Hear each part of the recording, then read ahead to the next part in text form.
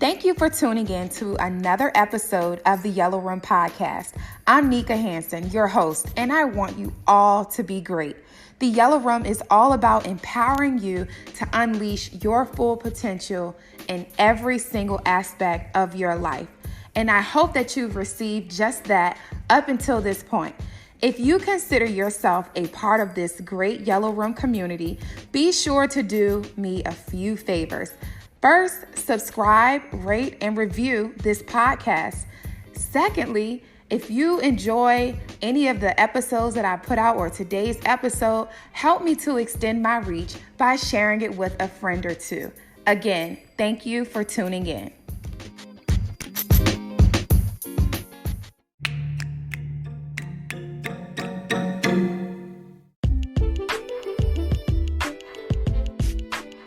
Welcome back to another episode of the Love Series. We are actually down to the last two episodes, and today's episode is going to be a nice treat.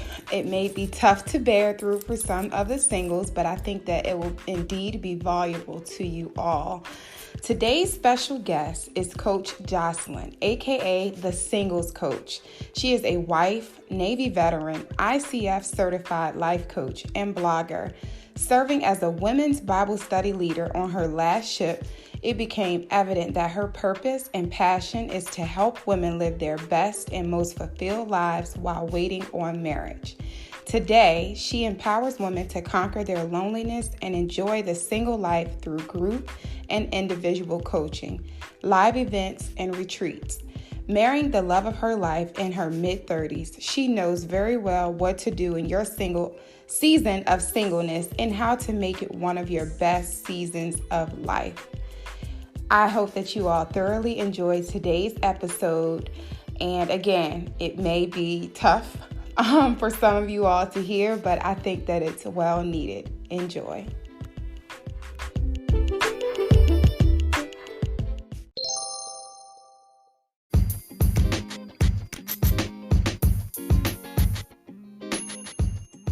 Hello, Yellow Room family. Welcome back to another episode of the Love Series. Again and again, I've said it. I hope that you all have found this series to be valuable. And I just know that all of the singles will get so much value out of today's episode, as we will be talking about healing before your next relationship. I hear so many times people say, it's lyrics to this song, I don't know what it is, but it's like the only way to get over someone is to get under someone else. And that is totally not the way to go. So I brought an expert onto this episode. Her name is Jocelyn. She is the Singles Coach, and she has a wealth of knowledge and experience and background to speak on and share with you all today. So Jocelyn, again, thank you so much for being a part of the Yellow Room family today and coming to talk with us. If you can go ahead and just introduce yourself, tell everyone a little more about what you do and how you became the Singles Coach. Well, first, thank you so much for having me. I am so excited to talk about how to heal from previous relationships and how to start the healing process. As you said, I am Coach Jocelyn. I am the Singles Coach, and I empower single women to enjoy their singleness and to conquer loneliness, because we all want to enjoy singleness, right? And how I got started was I originally started with my women's Bible study group that I had on my ship. I'm a Navy veteran. I did almost 11 years in the U.S. military. My last few years that I was in, I was a part of a women's Bible study. I actually became a leader later on because the leaders were transferring. And I realized that in that group of women, so many women were just like I was. You know, I was in my late 20s, going into my early 30s, and I was still single. And in Japan, where I was living at the time, you know, and pretty much anywhere else, really, it's almost like if you're not married by you're 25, it's like something's wrong with you, right? But there's nothing wrong with that. And I had to learn more about what a single season was like, what was I supposed to get from it, and how I could actually enjoy it and not look at it as a death sentence, but a life sentence, because it brought me back to myself to learn more about who I was before I presented myself to someone else as a wife. Wow. Thank you. And thank you for your service to our country. We're definitely appreciative of that. But wow, I like that you said being single is not a death sentence, but a life sentence. Because like you said, I think that a lot of people get caught up in the social media highlight reel, where I've heard some singles say that they've literally had to unfollow certain accounts on like Instagram because they started to feel like jealous, and they started to compare their life with someone else's life, like comparing their single life to, you know, someone who's portraying to be happily married. I like to remind people that just because you're with someone doesn't mean that you don't feel alone. Like, there are a lot of unhealthy, unhappy marriages, toxic marriages, right? And so you never want to compare yourself to someone else and your journey to someone else's journey, because one, even if they are in a happy place currently, you don't know what they've gone through to get there. And then two, you just don't, like, why would you want to live someone else's life? Like, yes, congratulate people, be happy for them, but you don't know what's coming for them, or you don't know like where they've come from. So it's better to kind of stay in your own lane and just be content with where you are and who you are, and just trust that God will send your special someone someday. So I think too, absolutely, that kind of like speaks on the importance of this episode, because I think that a lot of people are afraid of being lonely, and we talked about this in the Single and Struggling episode, they just kind of get to a place out of desperation where they just settle for anyone's company. And that's how people end up in toxic relationships and situationships, because they really don't take the time to truly be by themselves and like learn what they want and what they need from someone else. Essentially, people are afraid of being committed to themselves, but they're quick to commit to someone else. So, yeah. Absolutely. And you know what? I want to go back to what you said about the jealousy of like seeing marriages on Instagram and Facebook and stuff like that. And you know, the funny part about that is that, number one, that's someone's highlight reel, but most of the time, I would probably say, and this is probably going to sound far-fetched, but I would probably say 75% of the time, those people aren't as happy as they appear to be. Right. Most people who are in healthy marriages, you don't often see their spouse on their page. They're generally enjoying each other. Mm-hmm. More than just taking pictures for Instagram and Facebook. Not saying that you won't see any pictures of them, but they're busy living in that moment, because the reality of marriage is that although we come together to become one, there are still individuals who have individual purposes that they have to pursue. Usually in a great relationship, that person that you're with is pursuing something similar to what you're doing. So like my husband, he's in ministry, but I'm in ministry too, but we're both in two different lanes.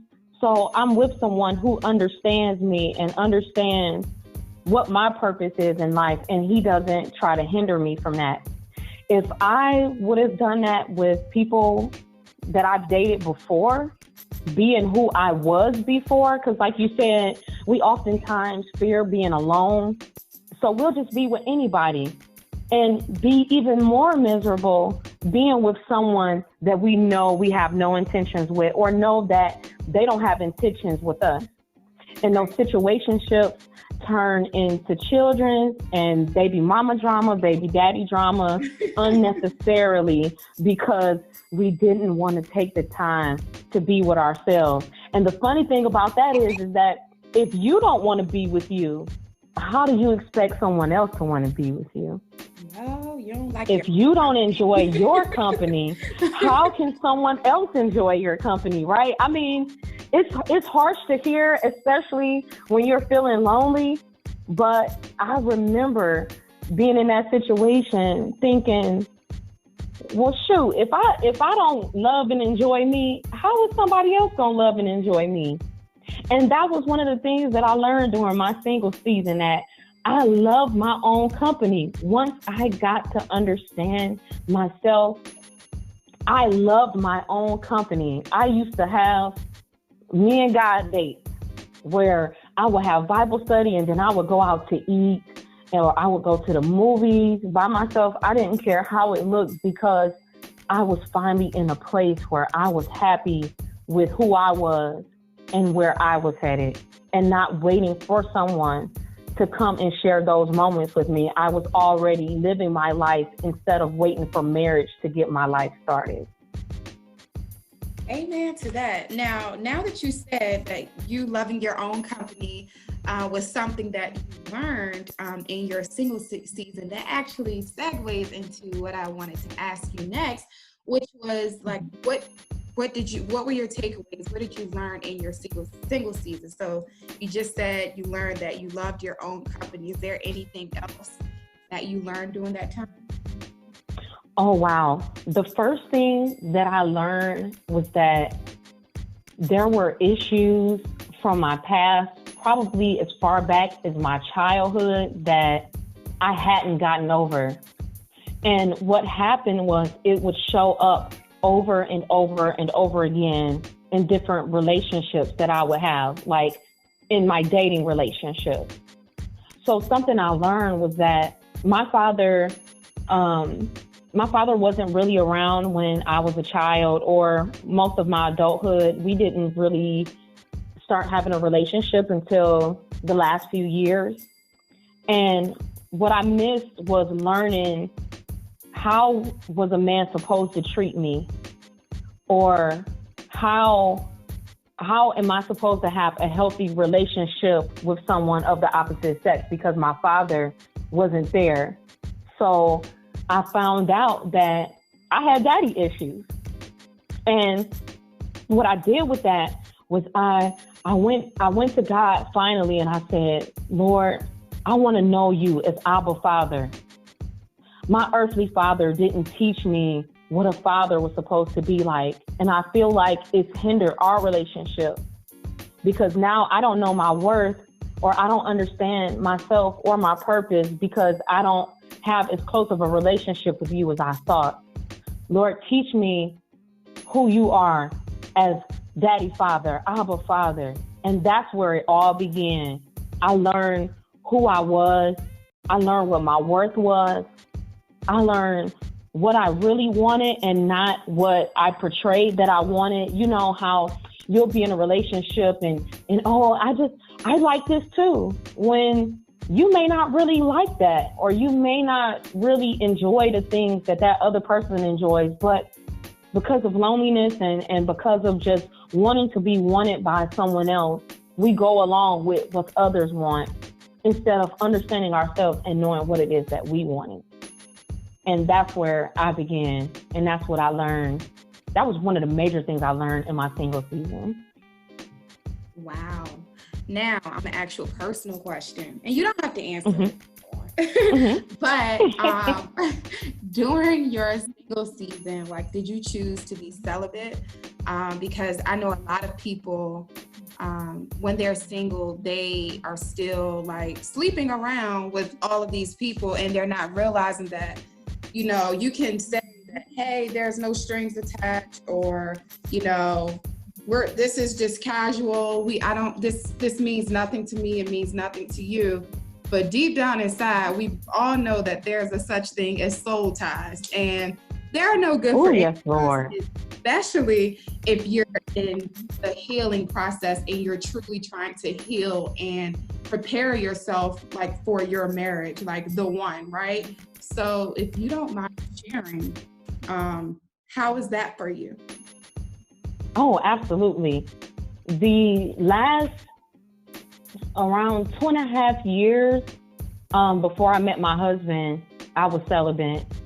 I had tried before that, but sometimes, like you said, we'll tell ourselves, well, I have needs, or Right. it's just a situationship. I'm not gonna catch feelings, or I don't have to worry about that other person. He's not gonna catch feelings, but someone always catches feelings. Mm-hmm. And the most vulnerable that you can be with someone is having sex. That is you sharing every part of your being with that person. And I think a lot of times we don't look at it that way. We just look at it as sex because that's what the world tries to tell us that it is. But celibacy was so important in me finding out about myself and who I was, because those soul ties, you take on essentially essences of that person. Absolutely. Like you take on the attitudes of that person, because women, we are naturally receivers. It is not just physical, but mentally and spiritually, we are receivers. That's why our body is made the way that it is. So it's what are you taking in? And cutting that off meant everything for me, because what it essentially does, it creates boundaries, not just for where you are now, but it creates boundaries in your future relationship. It reestablishes a commitment to yourself and to God. And it shows you that you know your worth and how to treat you, that you value you and your future husband and the commitment of marriage, because we forget that sex is a commitment. Even in the Bible, when the hymen was broken, that's what consummated the marriage, was the sex. So if you think back to all the partners you've had, you've been married to all those people. Mm-hmm. That's a lot of weight to carry. That's a lot of burden to carry. And what I say to people who say, well, I have needs and, I just don't know if I can do it. And essentially, you don't have to drive a Rolls Royce to know his worth. So you don't have to test a man out to know whether he's for you or not. Right. If you ask God, I will 100% guarantee you that he's going to tell you whether that person is for you or not. Every time I ask God, Lord, is this person the one? They would do something that you just be like, where did you come out of the box with that one? But when I asked that question about my husband, I told him it was like he had glitter and sunlight all around him. When I asked God that, when I saw him, I said, wow, that is my husband. But he knew that I was his wife before I knew that he was my husband. Mm-hmm. And even when I was dating, on the dating scene or whatever, I would I knew that this particular person was not the one for me, but you just kind of keep them around. I just be honest with oh, these are free dates, free food. I get this, I get that, to be honest, right? And I literally had to I had a heart-to-heart with God during prayer. When I would hang out with him, something just didn't, my soul was not at ease. I was not at peace, right? And so I literally, this how sometimes you can manipulate your prayers. Before I started talking to this person, a part of my daily prayer would be for God to break my heart of the things that break his heart. And like you said, if you ask God to show you things, and this is just outside of dating, but if there are things in your life and you literally tell God to break your heart or reveal to you, give you discernment about certain things, he's going to do it. It's one of those things where it's be careful of what you ask for, right? So when I was dating a person, I stopped saying that in my prayer. I was I know God can show me that he's not the one. I was very transparent. That part was no longer in my prayer. But when I had to be real with myself, it was hey, I'm having this coming to Jesus moment, and Jesus, I'm coming to you. Break my heart of the things that break your heart. And then it's like all hell broke loose. Like all the signs that start flying out of nowhere, right? And I was like, see, there it is. I knew it. Stupid me. Yes. I'll be right back after this message.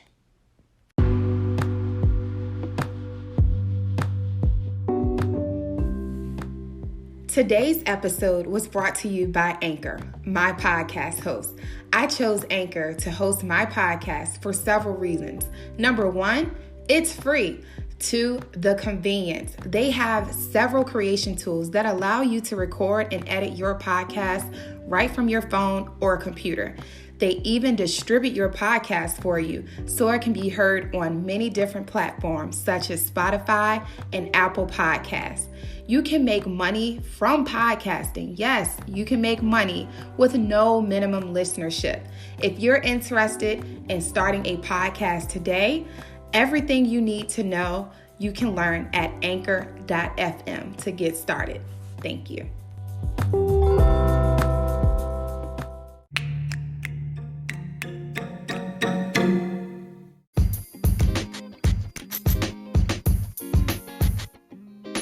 I would. Yes. The thing that I wish someone would have shown me, like, or had a talk with me about earlier in life is the whole, like, understanding of, like, what sex actually is. So when I was about, I was like 18 or 19, one of my friends that I used to go to church with, we were having a conversation around like celibacy and all of that. And she was like, girl, I know this really good video that can like really shift your perspective and allow you to like wrap your head around it. She was like, it's an old school video, but it's on YouTube. And it's actually called No More Sheets. I just looked it up. It's still there. And it's by Juanita Bynum. When I tell y'all, I think it's like a 7 different videos. But listen, homegirl, she breaks it all the way down. Like, it's just watch it after you listen to this episode. But I'm trying to tell you, you will not regret it. And it literally will have you in tears if celibacy is something that you're struggling with or you have struggled with in the past. It all makes sense. Like, it's called No More Sheets by Juanita Bynum. I'm sure that there's multiple different videos of it because it's been around for years and it's a very popular video. And I'm sure someone on YouTube now has combined all of the videos. I would encourage anyone, even if you're married, please go watch that because she breaks it down into, you know how sometimes you go into life, you live in day to day, you realize like certain traits about yourself. Like, where did I pick that up at? Like, where did I pick up that attitude or, you know, this perspective? She breaks it down on how, like you said, naturally women, it's biblical. Women are receptors. So whatever that's projected onto us or into our bodies, if you know what I mean, that stuff, like, it comes to life. So I don't want to say too much about it, but please go watch the video. Sorry to go off on the tangent. No, absolutely. You know what? And I believe there's actually a book. I believe she actually has a book that goes with that. And I remember No More Sheets. I believe I was about that age then. And I'm like, where was this at right before I actually had sex? You know, because you know, we're kind of from that generation just about when parents were just kind of getting comfortable talking about sex. Yeah, they only tell you don't do it, but they don't tell you why. Yeah, but they don't tell you why. Well, I believe it's because they didn't really know why. You know, I mean, a lot of our parents and grandparents, you know, grew up in the early 1900s, mid 1900s, where people were still having 8, 9 kids. Right. So, you know, it was just barefoot and pregnant. It was nothing like what it is now. You know, you still have your parents talking about a pension, and that don't even exist anymore. You know. So, but I think, you know, especially as an adult, you have to peel back the layers of why you feel like you can't do it. you know, I had to get to a point where I had to really believe down in my heart that I can do all things through Christ who gives me strength. And that was one of those things because, you know, because of how I grew up, you know, I was molested when I was a child. So sex was something that I had funny dealings with it for a long time. And the celibacy opens your eyes to so much. I tell my clients that it takes the beer goggles off. Mm-hmm. You don't lust after the person anymore. You see them for who they are. So that one ugly thing that they do all the time, it's not cute when you're celibate because you can see it for what it is. When you've had sex with a person, it changes your perspective of them to where you just see what you want to see. Right. And it takes away from who they really are. And I want to be clear-minded when I meet someone. And that's what I want for our single ladies, for them to be clear-minded when they're meeting someone, when they're dating someone, because baby, after 30, the last thing you want to do is keep wasting your time to let a whole year go by to figure out that this person wasn't for me to begin with. Everything that I need to know, I should be learning within the first 3 months, which I know it's kind of taboo and people think, well, nobody's going to want to hear that. You know, it's too early to ask that question, but yet it's not too early for sex, but it's too early for me to ask you how you manage your finances. Or it's too early for me to ask you when was the last time you had an HIV test. This is something that affects you not just now, but later. These are questions that you have to ask because in marriage, I don't want someone who's impulsive with their money. And then I'm a saver and now I'm worried about our finances because this person doesn't have self-control in their finances. And now we're wondering how we're going to pay rent. But these were things that could have been taken care of in dating, or even if you were that person. That's something that you can work on as a single. That's difficult to work on when you're dating someone because now you're feeling ultra pressured.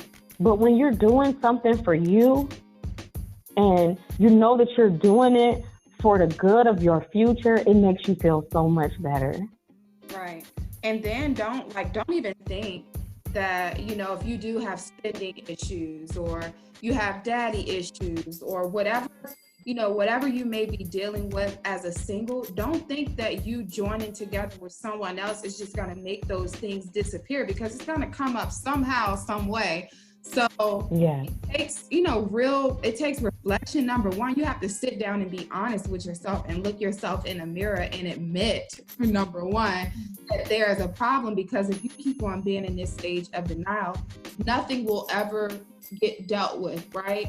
So, I mean, I'm very nosy. Like when my husband and I got back together and, you know, we were serious and we, you know, marriage came up, like, we had to be transparent about everything. I want to know everything. Like, I know for me, I check Credit Karma every single Tuesday when I wake up. Guess what? I want to see yours too. Like it's just transparency all around, because you never want to be in a predicament. I know for myself, I don't like letting people down, right? And I think that the world would just be a better place if we all like could agree that it sucks like letting people down and like not holding your word on something. Yes, stuff comes up, emergencies happen, people fall on hard times, but you at least have to be transparent. And who was it? Stephen, in the episode about what a man needs. Towards the end of the episode, he was talking about the difference between honesty and transparency. I would take transparency over any day. The difference between transparency and honesty, the way he breaks it down, is honesty is if I come to you and ask you, hey, are you saving money? Or, you know, are you spending impulsively? If you give me an honest answer, yes or no, that's being honest. Whereas transparency is you coming home and saying, hey, you know, I messed up. I did X, Y, and Z. It's you being fully open and honest without me having to ask you. So I just think that, number one, you need to be transparent with yourself. And then when you do start to seriously date someone, everything needs to be aired out and everything needs to be let out on the table, because you don't want to, you know, get to the altar and everything is all sunshine and rainbows. And then thereafter, you're kind of responsible, or someone else is responsible for cleaning up your life's mess. So I think that while you're in this healing process, you're getting to know yourself, it's equally important to make sure you're sweeping the dirt around your own door before you go trying to be committed to someone else. So. Oh, yes, Lord. Yes, Lord. I love that. I love that. And I want the listeners to know that there may still be one or two things that are not fully dealt with, but for the most part, you know, you want to do whatever it takes to get past that before you even get into a relationship. Like, I believe on our 5th date, you know, me and my husband were talking about finances. Like, I was like, okay, so let me see all of your accounts. Right. Show me the money. Spending habits. Show me the money, honey. You know, and I was so transparent about that. And most of my friends were like, girl, I cannot believe that you did that. And it's like, but I should be okay with sharing my body with this person. Mm-hmm. Like, but you don't want to say, see, and that's where we have it all backwards. We want to be transparent with people. We want to be open and honest because that's what we want reciprocated to us. I expect the same thing in return. So I'm okay with being basically whoever I'm going to end up with. I'm okay with being naked in front of that person, because at the end of the day, whatever's in the dark is going to come in the light anyway. Once you move in together, oh, baby, that's a whole nother beast, is living with somebody. And let me tell you, I was 35 when I got married, and I'm not sure that I was ready then to be with somebody. It's one thing when I can send you on your way and you go home, and it's another thing when I'm like, oh, you still here? Oh, shoot. Yeah. Absolutely. Yes. But yeah, I definitely agree with everything you said. Look, he's not afraid to ask you to open your legs. So open those apps, open your bank. Not to say that if everything you open your legs, but I'm just yes. There's no shame in his game with telling you to open your legs. So sweetheart, open up those statements. I need to see XYZ. Like, I think we need to start being more bold and intentional about what we're doing, like with this whole dating game. Like, especially if you know, like you said, no matter how much work you do on your own, and there's still going to be flaws. Like, that's just the nature of any type of relationship, whether it's a family relationship, whether it's with your spouse. Like, there's always going to be like conflict. It's inevitable because no two people are the same, right? But when you've done the best that you can and you continue to do the best that you can to make things better, that makes all the difference. The problem is when people start lying about stuff and trying to cover things up. And if you've been listening to this series, then you know that finances are among the top 3 reasons why people are getting divorces. And it's because people are not choosing to have that difficult conversation before I do. Before you say yes to something, you need to say yes to everything that he's about. Yes to his credit score, yes to his net worth, assets, liabilities, all of that. You need to make sure you know what you're saying yes to. But enough about that. Yes. No, all facts. That is so true. I think we pretty much like touched on the healing process. For someone who's listening today who may be there and they keep finding themselves, you know, trying to get over people by getting under someone else, or they're male or whatever. If they're trying to, you know, have a change of heart and really trying to give this whole healing thing, you know, getting to know themselves like a try, what would be like the first steps? How would that process look? The first thing I would say is heal. To begin healing, you want to first understand what you're healing from. So it may take some going back, like kind of far, but oftentimes it's deeper than just your last relationship going wrong. Right. So you want to understand, what is hurting me? What am I feeling, or what is missing in these relationships?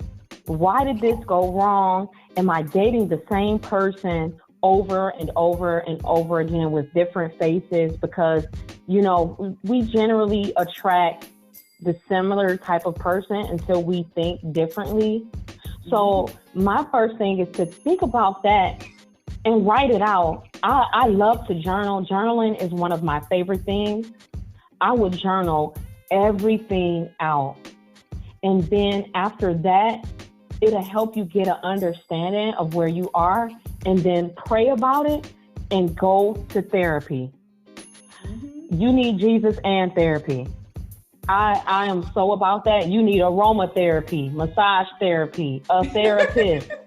You need all of that to get the healing process started. I mean, because a therapist can give you practical everyday tools, and the Word of God gives you the spiritual and the earthly principles that you have to live by.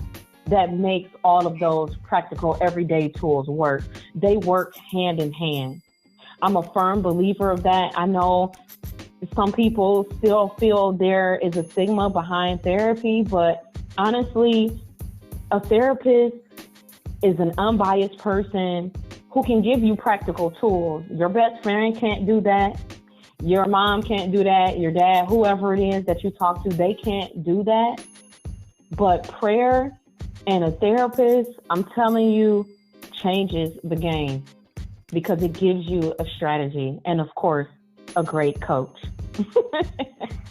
Ooh, yes to therapy. Like, listen, it's the truth. Don't worry about the stigmas or what people will think. Like, you're doing the best for you. It's only you that can live your life. So don't worry about what other people would think of you getting a therapist. If, to be honest, if they feel some type of way or they're judging you, they need one themselves. And I'm gonna just leave it at that.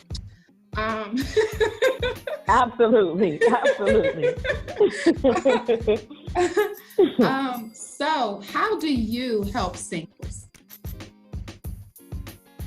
Well, I help singles to live purposely and to be productive in their weight, because you want to conquer the loneliness and to gain clarity of what you need to do next while you're in your weight.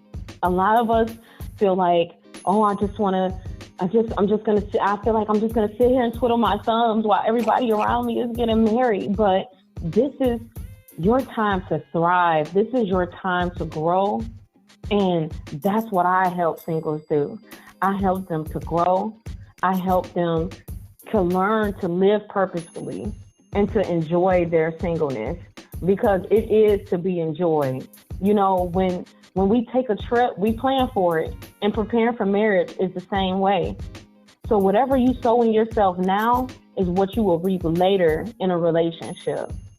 And I want to help women get to that part, to the part of building that ground and sowing that good seed so that they can reap a harvest of a great relationship later.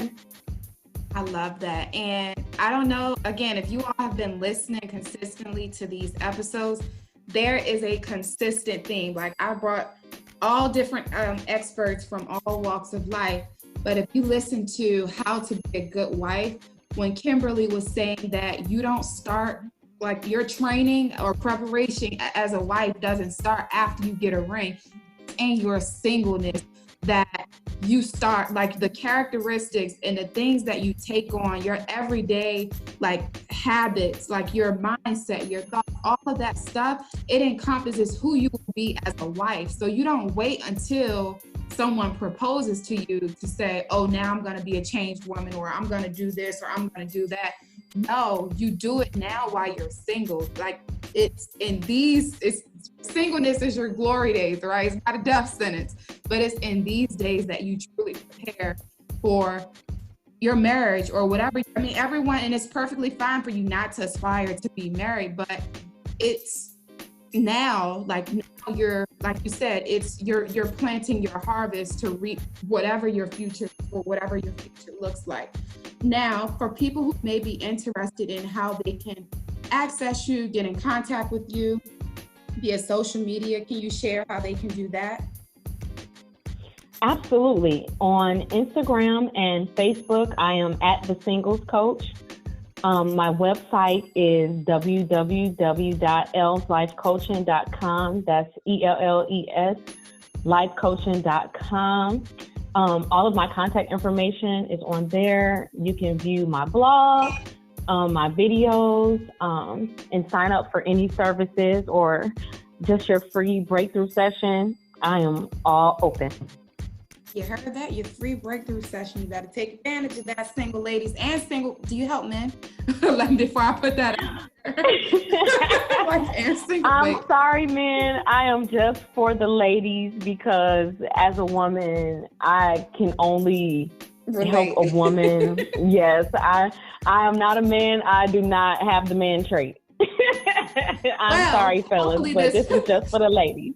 Yeah, hopefully this episode in itself has helped the guys, but you're listening and you. Oh, absolutely. Anytime. And the guys can even listen to like the videos and stuff like that on Instagram. It's so funny because the guys are like some of the ones they love to comment on my videos and they like, tell her says it. I'm like, oh, y'all a mess. But I do things where everyone can get something out of it, but the services are for the ladies. Okay. Gotcha. Well, thank you so much for being a part of today's episode. It was definitely a good one, but a funny one. I definitely laughed in.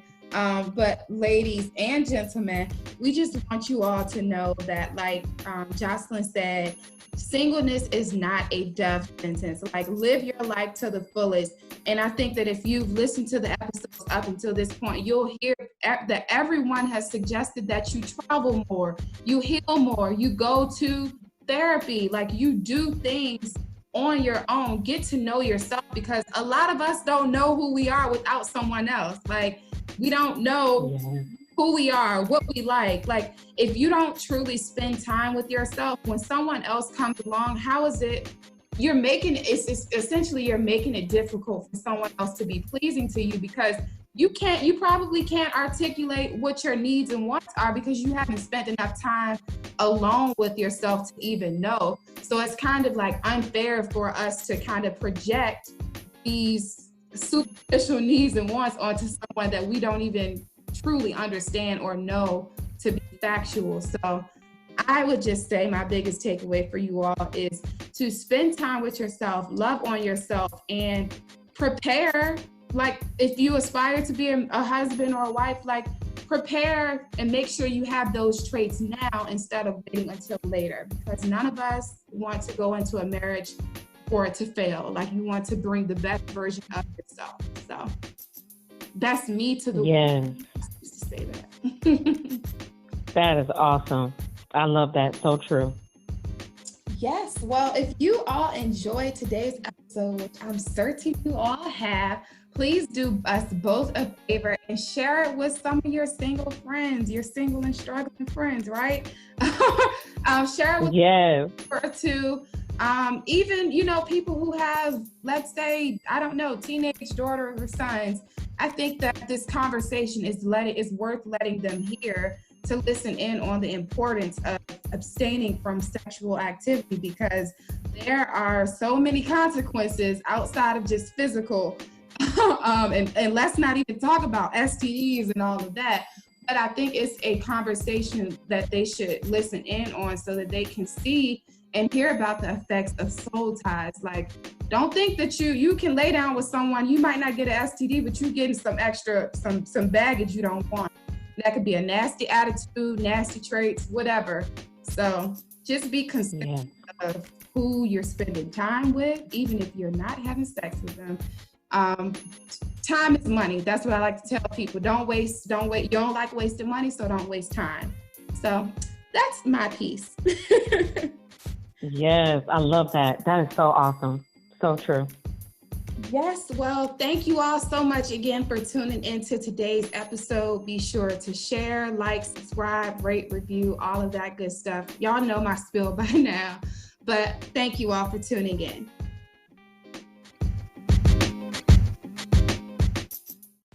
I'll be right back after this message.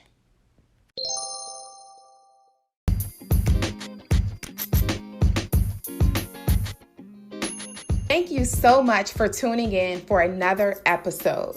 If you are new here, please consider subscribing on whatever platform you're listening in on today. Leave me a rating, leave me a review, comment, whatever you feel that you want to do. If you already consider yourself a part of the Yellow Room family, please consider making a small monthly donation to sustain and contribute to my growing platform. No amount is too small. Donations can be made at anchor.fm/theyellowroom/support. If you are unable to, I still love you just the same.